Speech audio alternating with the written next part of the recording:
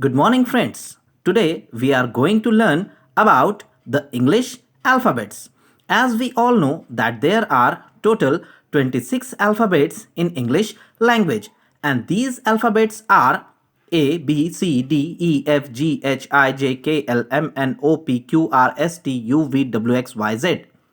Since nursery, we have seen or we have learned all these alphabets in English language during we learn English. Out of these, there are 5 vowels, and these vowels are A, E, I, O, U. So, beside these 5 vowels, the 21 alphabets are called as consonants. So, in English, there are 21 consonants, and these consonants are B, C, D, F, G, H, J, K, L, M, N, P, Q, R, S, T, V, W, X, Y, Z. So, this is the short summary about English alphabets. Thanks for watching.